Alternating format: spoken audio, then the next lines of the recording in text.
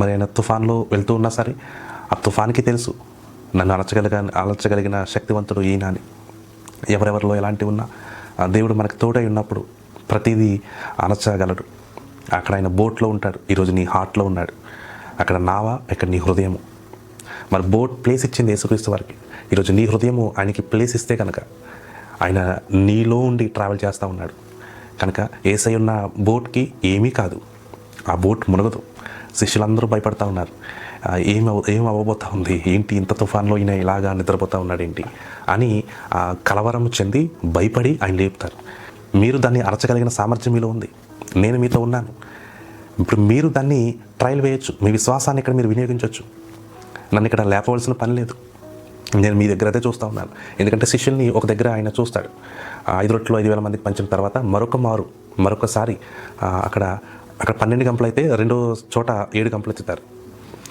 అక్కడికి వెళ్ళేసరికి తోమని వీళ్ళని అడుగుతూ ఉన్నప్పుడు, అయ్యో ఇంతమందికి భోజనం పెట్టడానికి మనం ఎక్కడ సరిపోతాం, ఇప్పుడు ఇవన్నీ తేవటానికి ఎలాగా అవుతుందా, మనకు వీలవుతుందా అని అంటూ ఉంటే ఆయన పరీక్షించుటకు ఈ మాట అడిగినట్టుగా మనం చదువుతాం అక్కడ. అంటే యేసయ్య ఆ శిష్యుల్ని పరీక్షిస్తాడు, అసలు ఏం మాట్లాడతారు వీళ్ళు ఏంటి అని. కనుక వాళ్ళ ఆన్సర్ ఏంటంటే నేచురల్, సాధారణంగా ఆలోచించి ఇంతమంది, ఇప్పుడు మన ముందు ఒక 100 మంది ఉన్నారు, 100 మందికి యేసయ్య ముందు భోజనం పెట్టారు ఈజీగా. అదే ఆయన శిష్యులుగా మనం ఉన్నప్పుడు ఆయన మనల్ని అడుగుతున్నాడు, ఇప్పుడు 100 మందికి భోజనం పెట్టాలంటే ఆ మిరాకిల్ మనకు గుర్తుండాలి. కానీ ఇప్పుడు మనమేమంటున్నామంటే 100 మందికి ఇప్పుడు వండాలంటే చికెన్ షాపులు ఉండవు, లేదంటే ఇప్పుడు ఇక్కడ రైస్ లేదు, గ్యాస్ లేదు, ఏంటి ఇప్పుడు మీరు ఏం మాట్లాడుతున్నారు, ఇంతమందికి వంట చేయడానికి వంట వాళ్ళు ఎక్కడ. పరిస్థితిని ఎక్కువగా మనలో నిండిపోయినప్పుడు పరిస్థితే మనల్ని ఏళ్తూ ఉంటాడంట. అదేవిధంగా శిష్యులకు జరుగుతూ ఉంది. వాళ్ళలో ఆ తుఫాను అనే పరిస్థితి లోపలికి ఇంకిపోయింది. తుఫాను బోట్లోకి రాకముందే వాళ్ళ హృదయాల్లోనికి, వాళ్ళ మనసుల్లోనికి వచ్చేసింది. కనుక వాళ్ళ కలవరము, భయం ఇవన్నీ బిగినైపోతూ ఉంటాయి. అందుకని వాళ్ళు ఆయన లేపుతారు. ఆయన లేపిన తర్వాత మీరు కూడా దీన్ని ఆపొచ్చు. అందుకే చూడండి, మరొకసారి ఆయన బోట్ ఎక్కకుండా వీళ్ళనే పంపిస్తాడు. అక్కడ కూడా తుఫాను ఉంటుంది. అక్కడ తుఫాను ఉన్నప్పుడు ఆయన నడుచుకుంటూ వస్తాడు. అక్కడ కూడా వాళ్ళు చాలా భయపడతారు, ఏమైపోతుంది పరిస్థితి, ఎందుకంటే ఒంటరిగా ఉన్నారు. ఇంకా అయిపోయింది మన యొక్క జర్నీ, అన్నీ విడిచిపెట్టొచ్చాం ఈయన గురించి, కానీ ఇదిగో నడి సముద్రంలో మనం మునిగిపోతూ ఉన్నామనే ఆలోచనలు కూడా వారికి వచ్చేసి ఉంటాయి. కానీ అప్పుడే ఆయన నడుచుకుంటూ వస్తాడు నీటి మీద. నీటిని నడిచిన వాడు నీటి మీద నడవగలడు కూడా. ఆయన వచ్చినప్పటికీ వారు భూతమని భయపడిపోతూ ఉంటారు. కానీ నేనే అని వాళ్ళకి ఆయన చెప్పడం మనం చదువుతాం. చెప్పిన తర్వాత అయినా సరే కొంచెం భయం ఉంటుంది. పేతురు అడుగుతాడు. పేతురు అడిగిన తర్వాత సరే రా పేతురా అంటే, నేను కూడా నీవే అయితే అని అంటాడు. అక్కడ మాట క్లియర్గా మీరు చదివితే, నీవే అయితే నేను కూడా నడవటానికి ఆజ్ఞ ఇయ్యి అంటాడు. సరే నువ్వు రా అంటే ఆ మాటను ఆధారం చేసుకుని నడిచాడు పేతురు కూడా. నడవకుండా వెంటనే కాలు అడుగు పెట్టగానే మునిగిపోలేదు. నడిచిన తరువాత మరి అక్కడ పరిస్థితి అతనిలోనికి ఇంకిపోయింది. సాధారణం అనేది మనలోకి, నేచురల్ అనేది ఎంత మనలో ఫిల్ అయిపోతూ ఉందో సూపర్ న్యాచురల్కి ఎగైనెస్ట్ అనమాట అండి. దేవుని అద్భుతము, దేవుని కార్యము ఈ లోకానికి అర్థం కాదనమాట. ప్రకృతి సంబంధమైన మనుషులు, ఆత్మ సంబంధమైన మనుషులు, ఆత్మ సంబంధమైన విషయాలు ప్రకృతి సంబంధమైన మనుషులతో మనం చర్చించలేం, వాళ్ళకి అర్థం కావు. అలానే ప్రకృతి సంబంధమైన ఆలోచనలు ఆత్మ సంబంధమైన వాటికి ఎక్కువ, రెండింటికి వేరేగా ఉంటాయి. ప్రకృతి అనగా శరీరానికి సంబంధించింది, శరీరానుసారమైన మనసు దేవునికి ఏమై ఉన్నదంట, విరోధమై ఉన్నదంట. అలానే మరొక చోట ఉంటుంది, దేవునికి మన శత్రువులు అంట, శరీరానుసారమైన మనసు కలిగి ఉన్నప్పుడు. అలానే ప్రకృతి సంబంధమైన మనసు కూడా దేవుణ్ణి వ్యతిరేకిస్తుంది, దేవుని అద్భుతాన్ని ఆపోజిట్గా మాట్లాడుతుంది. వాళ్ళకి తెలియవు దేవుని కార్యాలు ఎలాగుంటాయి, స్వస్థతలు ఉంటాయి, మరి భాషలు మాట్లాడతారు, మరి భాషలకు అర్థం చెప్తారు, మరి ప్రవచనాలు ఉంటాయి, దేవుడు మనకి జరగబోయేది వివరిస్తాడు. ఇవే వారికి తెలియక వారు విమర్శిస్తూ ఉంటారు. కానీ క్రీస్తు ఇవన్నీ 5-fold మినిస్ట్రీగా మనం చూస్తాం. 5 రంగాలుగా దేవుడు పరిచయాన్ని ఎస్టాబ్లిష్ చేశాడు ఈ భూమి మీద. అలానే వరాల్లో అనేకమైన వరాలు దేవుడు బైబిల్లో ఉంచాడు. ఏ రీతిగా అయినా గిఫ్ట్ని ఎట్లా అయినా వినియోగించేటట్టుగా పెట్టాడు. కానీ మన ఆలోచనలు ఎట్లా ఉన్నాయంటే సాధారణమైన పద్ధతి, సాధారణమైన ఆలోచన మరి మనలో నింపబడటం ద్వారా మనం వేరువేరుగా వెళ్ళిపోతూ ఉన్నాం. ఇక్కడ కొన్ని మాటలు మనం చూద్దాం. ఎఫెసీయులకు రాసిన పత్రిక 2వ అధ్యాయంలో 2:12 వచనం. ఆ కాలమందు ఇశ్రాయేలీయులతో సహపౌరులు కాక, ఎవరు మనం, పరదేశులను, వాగ్దాన నిబంధన లేని పరజనులను, నిరీక్షణ లేని వారును, లోకమందు దేవుని లేని వారునై ఉండి క్రీస్తుకు దూరస్తులై ఉన్నారు అని మీరు జ్ఞాపకం చేసుకున్నది. క్లియర్గా చూడండి, ఎఫెసీయులకు 2:12 వచనము చివరన మీరు జ్ఞాపకం చేసుకున్నది. అసలు మీదేంటి అనేది అంటే మనమందరం ఎవరమంట, ఇక్కడ వచ్చిన ప్రకారంగా పరదేశులం. అలానే సంబంధం, వాగ్దానము నిబంధన లేనివారు, ప్రజనులం. నిరీక్షణ అనేది ఎవరికి లేదు. మనకి కేవలం ఇశ్రాయేలులోకే నిరీక్షణ ఉంటుంది. ఇప్పుడు యేసుక్రీస్తు వారు మరి ఇజ్రాయెల్కి ఎందుకు రావాలి? ఇజ్రాయెల్ నుంచి మరి కొన్ని దేశాలు ఆయన తిరిగి ఉంటే కనుక, వేరే వేరే కంట్రీస్ ఆయన తిరిగి ఉంటే కనుక రక్షణ ఈజీ అయిపోయి ఉండేది, రక్షణ తొందరగా మరి జరిగి ఉండేది కదా. అదే విధమైన అద్భుతాలు అక్కడ వేరే వేరే దగ్గర కూడా చేస్తున్నట్లయితే ఆయన నాకు ఉండేది ఆలోచన, మరి యేసయ్య ఇండియా కూడా వచ్చుంటే తొందరగా మరి రక్షించబడేదేమో అనేది. కానీ ఆయనకు ఒక పర్పస్ ఉంది, ఆయనకు ఒక ప్లాన్ ఉంది. తండ్రి ఏమి ఆజ్ఞాపించాడు అదే చేశాడు. అది ఈ తర్వాత వచ్చిన నేను చూపిస్తాను మీకు. చాలా క్లియర్గా ఆయనకు ప్లాన్ ఉంటుంది. సరే, ఇక్కడ మనం చూస్తే మీరు జ్ఞాపకం చేసుకోనండి, లోకమందు దేవుడు లేనివారుగా మీరున్నారు, క్రీస్తుకు దూరస్తులుగా మీరున్నారు. మీకు నిజమైన దేవుడు ఎవరో తెలియదు, అసలు నిబంధన అంటే ఏంటో తెలియదు, వాగ్దానం అంటే ఏంటో తెలియదు. అయినా సరే మునుపు దూరస్తులైన మీరు ఇప్పుడు క్రీస్తు యేసునందు క్రీస్తు రక్తం వల్ల సమీపస్తులైపోయారు. క్రీస్తు పుట్టుక, ఈ క్రిస్మస్ అనేది మరి ఆయన పుట్టిన కాలములో మనం ఉన్నాం. ఆయన పుట్టుక సమస్త అన్యులందరికీ మేలు తీసుకొచ్చింది. అంటే రియల్ బెనిఫిట్ ఎవరు పొందాము అనగా మనం అందరం అన్యులం పొందాం. ఇజ్రాయేల్ వారి కంటే ఎక్కువ మనం పొందాం బెనిఫిట్ని. ఆయన భూమి మీదకి రావటం అనేది అన్యులమైన మనము ఆయన అంగీకరించి తండ్రి సన్నిధిలోకి వెళ్ళటానికి, నువ్వు ఏ సమయంలో అయినా తండ్రితో మాట్లాడుకోవటానికి అవకాశం దొరికింది. అందుకని మునుపు దూరస్తులు మీరు ఇప్పుడైతే యేసయ్య ద్వారా సమీపస్తులు, యేసయ్య రక్తం వల్ల దగ్గరైపోయామంట. ఆయన మన సమాధానమై ఉండి మీకును మాకును ఉండిన ద్వేషమును అనగా విధి రూపకమైన ఆజ్ఞలు గల ధర్మశాస్త్రమును తన శరీరం అందు కొట్టివేయట చేత. వాళ్ళకి ఒక ధర్మశాస్త్రము అప్పుడు ఉండేది, ఇప్పుడు మన వాళ్ళు పాటిస్తూ ఉన్నారు, పాటించకూడదని కదా ఆయన చెప్పింది. అంటే ధర్మశాస్త్రాన్ని నేను భరించి నాలో కొట్టివేశాను, నెరవేర్చి కొట్టివేశాను, సంపూర్తి చేసి కొట్టివేశాను, దాన్ని మీరు కొనసాగించడం ఎలా? ఇప్పటికీ కొన్ని సంఘాల్లో 10 ఆజ్ఞలు ఉంటాయి. ఆ 10 ఆజ్ఞలు పాటించాలనే విధంగా ఉంటారు. అలానే కొన్ని అక్కడ వాడిన ప్రకారంగా, యూదుల యొక్క ఆచారంలో ఉన్న ప్రకారంగా అప్పుడు దేవుడు అనుగ్రహించాడు. అదే దేవుడు భూమి మీదకి వచ్చి వాటన్నిటిని సంపూర్తి చేసి కొట్టివేసి నూతన నిబంధన ఇచ్చి ఉన్నాడు. అంటే క్రీస్తునందు ఎవరైతే ఉన్నారో వాళ్ళందరూ నూతన సృష్టి. ఆ పాత నిబంధన గురించి పౌలు ఒక చోట చెప్తాడు, ఏదైతే పాతదిగా పిలువబడుతుందో అది ఇంకా అంటే ఇక మీదట అది సమాప్తము, అంటే కంప్లీట్గా కనిపించుకునటానికి ఆస్కారం ఉంది, కనపడదు అనే మాట మనం చదువుతాం. ఆయన మన సమాధానమైంది మీకును మాకును ఉండిన ద్వేషమును, ఈ విధిరూపకమైన ఆజ్ఞలు గల ధర్మశాస్త్రమును తన శరీరం అందు కొట్టివేయట చేత మధ్య గోడలను పడగొట్టి మనల్ని ఏకం చేశాడంట. ఇలాంటి ఇట్లు సంధి చేయుచు ఈ ఇద్దరిని తన యందు ఒక నూతన పురుషునిగా సృష్టించి తన సిలువ వలన ఆ ద్వేషమును సంహరించి దాని ద్వారా వీరిద్దరిని ఏక శరీరంగా చేసుకున్నాడు, దేవునితో సమాధాన పరచవలనని. ఎవరండి ఇవన్నీ చేసింది? యేసయ్య. ఇజ్రాయేల్ వారిని, మనల్ని ఏక శరీరంగా ఒకటిగా చేశాడు. కలిపి ఈ ద్వేషాన్ని సంహరించి దేవునితో సమాధాన పరచవలనని ఇలాగ చేశారంట. తండ్రితో సమాధాన పరచవలనని. అంటే సమాధాన పరచడం అంటే ఏంటి? భార్య వెళ్ళిపోయింది దూరంగా, భర్త దూరంగా వెళ్ళిపోయాడు, విడిపోయి చాలా సంవత్సరాలు అయిపోయింది. ఇంకా ఇద్దరికి ఎవరికేంటో కూడా వాళ్ళకి అసలు డౌట్ లేదు. అంటే వాళ్ళిద్దరికి ఎవరెవరేంటో అనేది కూడా వాళ్ళకి కనీసం గుర్తులేదు.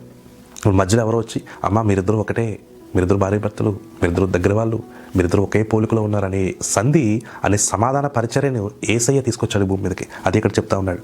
దాని ద్వారా వీరిద్దరిని ఏక శరీరంగా చేసి దేవునితో సమాధాన పరచవాలని ఇలాగూ చేశాను కనుక ఆయనయే మనకు సమాధానకారకుడై ఉన్నాడు. మరియు ఆయన వచ్చి దూరస్తులైన మీకును సమీపస్తులైన వారికి సమాధాన సువార్తను ప్రకటించాడంట. ఆయన ద్వారానే మరి మనము ఉభయులము ఒక్క ఆత్మయందు తండ్రి సన్నిధికి చేరుతున్నాం. ఇప్పుడు ఒక్క ఆత్మయందు కనుక ఇక్కడ ఈ వచనం మీరు బైబిల్ ఉంటే చూడండి, 19వ వచనంలో, కాబట్టి మీరు ఇక నుంచి అన్యులమైన మీరు ఇక నుంచి పరజనులు కారు, వేరే వాళ్ళు కారు, పరదేశులు కారు. వీళ్ళు వేరే దేశం వాళ్ళండి, వీళ్ళు వేరే దేశాలు లేరు. అంటే క్రీస్తులో దేశ భేదాలు లేవు, మత భేదాలు లేవు, ప్రాంతీయ భేదాలు లేవు. అలానే మీరు ఇంత చదువుకున్న వాళ్ళు మీరు ఇంతే చదువుకున్నారన్న భేదాలు లేవు. ఏ భేదము లేదంట క్రీస్తులో. భేదాలన్నీ కొట్టివేయబడ్డాయి. నువ్వు జ్ఞానివైనా అజ్ఞానివైనా, నువ్వు గొప్పవాడివైనా నువ్వు చిన్నవాడివైనా క్రీస్తులో ఒకటే. నువ్వు ఏ ప్రాంతంలో వాడే, నువ్వు గ్రీకు దేశస్థుడివైనా, యూదుడివైనా, భారతీయుడివైనా, రష్యా వాడివైనా, ఎవరివైనా నీవు ఒకటే క్రీస్తులో. అలాంటి ఒక సంధి క్రీస్తు ద్వారా మనకు దొరికింది. కనుక 19వ వచనం చెప్తుంది, మీరిక మీదట ప్రజలను పరదేశంలో ఉండక ఉండక పరిశుద్ధులతో ఏక పట్టణస్థులను దేవుని ఇంటి వారునై ఉన్నారు. మీరు ఏ చోట ఉన్నా, ఏ ప్రాంతంలో ఉన్నా, ఏ దేశంలో ఉన్నా, ఎలాంటి విలేజ్లో మీరున్నా, మీరు దేవుని ఇంటి వారంట. మీరు కనుక వేరే చిన్న ప్రాంతంలో ఉన్నా సరే, నేను దేవుని ఇంటి వాడిని. ఇప్పుడు గొప్ప అమెరికాలో ఉంటూ గొప్ప స్థానంలో క్రీస్తుని అంగీకరించిన వాళ్ళు దేవుని ఇంటి వారే. ఈరోజు నువ్వు ఎక్కడో ఉండు, చిన్న ఇంట్లో ఉన్నా, లేదంటే వేరే అసలు ఎవరికి కనపడిన చోట నిల్చున్నా నువ్వు దేవుని ఇంటి వాడివే. నీకు వచ్చిన ఈ యొక్క బ్లెస్సింగ్ ఇది రియల్ బ్లెస్సింగ్ అనమాట. ఇల్లు కాదు రియల్ బ్లెస్సింగ్, కార్ కాదు రియల్ బ్లెస్సింగ్, మనం చూస్తున్నవి కాదు రియల్ బ్లెస్సింగ్ అనేవి. క్రీస్తు పుట్టుక మనకి గొప్ప ఆశీర్వాదకరం.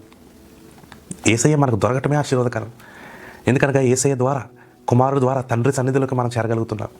నా తండ్రి అని ఆయన మనం పిలవగలుగుతున్నాం. ఆయన అంత భరించాడు, ఆయన అంత బేర్ చేశాడు మన నిమిత్తమై. తర్వాత వచ్చిన మనం చూద్దాము, తర్వాత అధ్యాయము మత్తయి సువార్త మత్తయి సువార్త 15వ అధ్యాయము 22 నుంచి ఇక్కడ ఒకసారి మనం చూద్దామండి. ఇక్కడ ఆయన ఇందాక మనం చెప్పుకున్నాం చూడండి, మీకు తర్వాత చూపిస్తానని, ఆయన వేరే దేశానికి ఎందుకు వెళ్ళలేదని. ఇదిగో ఆ ప్రాంతంలో నుండి కానా నుంచి ఒక స్త్రీ వచ్చి, ప్రభువా దావీదు కుమారుడా, నన్ను కరుణింపుము, నా కుమార్తెకి దయ్యం పట్టింది. యేసయ్య దయ్యాలు బాగు చేస్తున్నాడు. ఆ సమయంలో బహు గొప్పగా అనేక దయ్యాలు వెళ్తూ ఉన్నాయి. దయ్యం పట్టింది, బహు బాధపడుచున్నదని కేకలు వేశాను. అందుకు ఆయన ఆమెతో ఒక్క మాట ఆయనను చెప్పలేదు. ఎందుకంటే ఆయనకి ఇవ్వబడిన పని కాదు. యేసయ్య అంటారు, తండ్రి నాకేం అప్పగించాడో నేను అదే చేస్తున్నాను, దాన్ని దాటి మరొకటి చేయలేను నేను. ఇప్పుడు ఆయన ఒక పర్పస్, ఆయన ఒక ప్రణాళిక చొప్పున నన్ను ఇక్కడ పంపించున్నాడు. ఆ ప్రణాళికలో నేను వెళ్తూ ఉన్నాను. అందుకని ఒక మాట ఆయన చెప్పడు, వీళ్ళు వెళ్ళి కానాను వాళ్ళు కనుక. అప్పుడు ఆయన శిష్యులు వచ్చి, ఈమె మన వెంబడి వచ్చి కేకలు వేస్తూ ఉంది గనుక ఈమెను పంపివేయమని ఆయనను వేడుకొనగా శిష్యులు వస్తారు. ప్రభు ఏంటి ఈమెకి మీరు ఒక మాట అయినా మాట్లాడలేదు, ఈమె కేకలు వేస్తూ ఉంటుంది. అని కేకలు వేయటం అంటే ప్రభువా దావీదు కుమారుడా అనే విధంగా కేకలు వేస్తూ ఉంది. ఎందుకు ప్రభువా ఈమె ఇలాగా ఎరకలు రప్పించుకోవటం, ఈమెను పంపివేయి అని శిష్యులు చెప్తారు. ఆయన చెప్తున్న మాట చూడండి, ఇశ్రాయేలు ఇంటి వారై నశించిన గొర్రెల యొద్దకే కానీ మరి ఎవరి యొద్దకు నేను పంపబడలేదు. ఈ మాట మనం జ్ఞాపకం పెట్టుకోవాలి. యేసయ్య రాకపోవటానికి గల కారణం అంటే యేసయ్య అక్కడ వెలిగించి ఇజ్రాయెల్లో స్వార్థ ప్రకటించి అక్కడ జనులను మరి తండ్రి వైపు మార్చి, ఎందుకంటే వాళ్ళకే తెలుసు ఈ దేవుడు ఎవరు అనేది, మన ఎవరికీ తెలియదు. ఆయన ఒకవేళ వచ్చినా తెలియదు, వాళ్ళకే తెలుసు. సొంత ప్రజలు, యోహాను సువార్త 1వ అధ్యాయం మనకి క్లియర్గా చూస్తాం, స్వకీయుల యొద్దకు వచ్చాను కానీ స్వకీయులు ఆయనను అంగీకరించలేదంట. అందుకని ఈరోజు మనందరికీ ఈ సువార్త ప్రకటించాడు ఆయన. అప్పుడైతే రావడానికి లేదు. ఇజ్రాయెల్ ఇంటి వారు నశించిన గొర్రెల యొద్దకే కానీ మరి ఎవరి యొద్దకు నేను పంపబడలేదు. నేను పంపబడలేదంటే తండ్రి నాకు కొన్ని చెప్పి పంపించాడు, నేను వెళ్ళకూడదు. అయినను ఆమె వచ్చి ఆయనకు మొక్కి, ప్రభువా నాకు సహాయం చేయమని అడుగుతూ ఉంది. అందుకైన పిల్లల రొట్టె మొక్కలు కుక్క పిల్లలకు వేయట యుక్తము కాదు. పిల్లల రొట్టె మొక్క తీసుకుని నేను కుక్క పిల్లలకు వేయట అంటే ఎలాగా పోలుస్తున్నాడు చూడండి. పిల్లలు అంటే దేవునికి వీళ్ళే పిల్లలు, మిగతా వాళ్ళు ఆ విధంగా పోల్చి యుక్తం, ఇది కరెక్ట్ కాదని చెప్తూ ఆమె అంటుంది తగ్గించుకుని, ప్రభువా నిజమే, మరి కుక్క పిల్లలు కూడా తమ యజమానుల బల్ల మీద నుండి పడు మొక్కలు తినును కదా. అమ్మా నీ విశ్వాసం గొప్పది, ఇదిగో నీవు కోరినట్టే నీకు అవునుగా కానీ ఆమెతో చెప్పాను. ఆ గడియలోనే ఆమె కుమార్తె స్వస్థత పొందెను. ఆ గడియలోనే అంటే ఆ రోజు ఆమె కొరకు క్రీస్తు రాలేదు ఇక్కడ చెప్తున్న మాట ప్రకారంగా. ఆ టైంలో ఆమె స్వస్థత కోరుతా ఉంది. అమ్మ నేను ఇక్కడ ఈ విషయమే పంపబడలేదు, ఇజ్రాయేల్ కొరకు నేను వచ్చి ఉన్నాను. ఇజ్రాయేల్ తర్వాత ప్రపంచమంతా స్వార్థ వస్తుంది, అందుకనే నేను అక్కడికి వెళ్ళలేదు. మత్తయి సువార్త, ఇదే మత్తయి సువార్త 10వ అధ్యాయం మీరు చూస్తే ఇంకా మీకు క్లియర్గా అర్థమవుతుంది. మత్తయి సువార్త 10వ అధ్యాయము 5 నుంచి యేసు ఆ 12 మందిని పంపుతూ, 12 మంది శిష్యుల్ని మొదట మరి పంపుతూ వారిని చూసి వారికి ఆజ్ఞాపించినది ఏమిటి అంటే, మీరు అన్ని జనుల దారిలోనికి వెళ్ళకండి, సమరయులో ఏ పట్టణంలోనైనా ప్రవేశించకండి. శిష్యులకు ఆజ్ఞాపిస్తున్నమాట, అన్యుల దారిలోకి మీరు వెళ్ళకండి ప్రస్తుతము. అప్పుడు ఆయన ఆరోహణమైనప్పుడు చెప్పే మాట మళ్ళీ వేరు. అంటే ఏంటంటే యేసయ్య ఇశ్రాయేల్లో ఉండి అక్కడ ధర్మశాస్త్రాన్ని పూర్తి చేసి శిలువ మరణం చెందవలసిన ప్రాంతం అది. ఆయన ముఖ్యంగా ఆయనకి ఈ స్వార్థ ప్రకటన ఒకటే కాదండి, ఆయన భరించవలసిన లోక పాపం ఉంది, అది అక్కడే ఉండి చేయాలి. ఆయన సిలువ వేయవలసింది అక్కడే. మరి ఆయన మాటలు చూద్దాం. ఏ పట్టణంలోనైనా ప్రవేశింపకుండాని కానీ ఇజ్రాయేల్ వంశంలోని నశించిన గొర్రెల యొద్దకే మీరు వెళ్ళండి.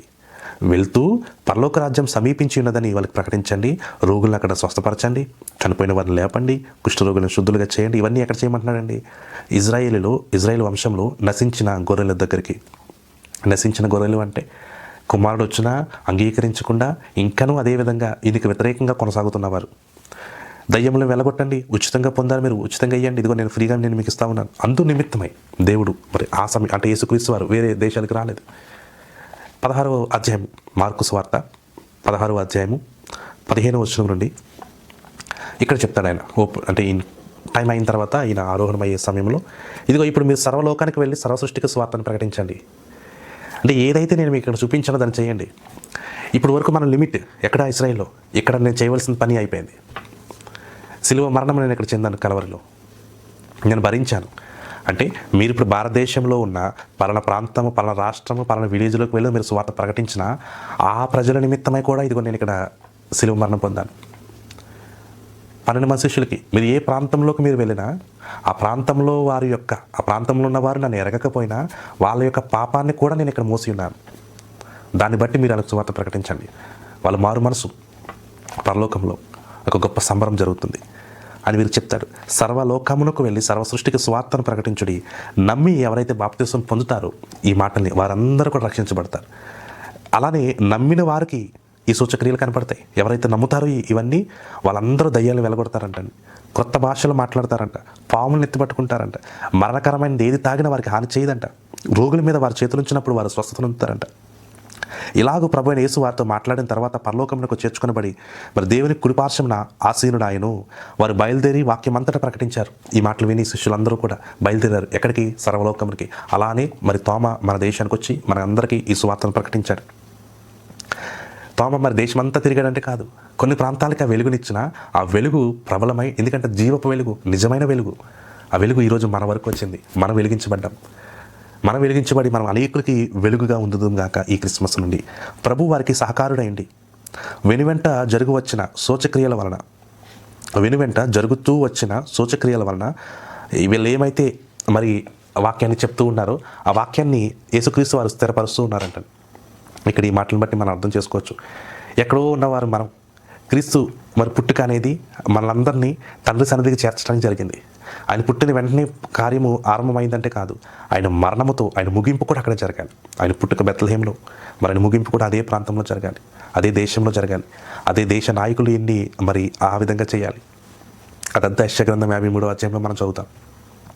ఇదిగో వధింపబడిన గొర్రె పిల్లగైన ఉన్నాడు, అతడు పొందిన దెబ్బల వల్ల మీరు అందరూ స్వస్థత పొందుతారు. అంటే హీ కేమ్ ఫర్ పర్పస్ అని చదువుతాం మనం. ఆయన ఒక ప్రణాళిక చొప్పున భూమి మీదకి వచ్చి ఉన్నాడు. ఆయన భూలోకమంతా తిరగడానికి కాదు వచ్చింది.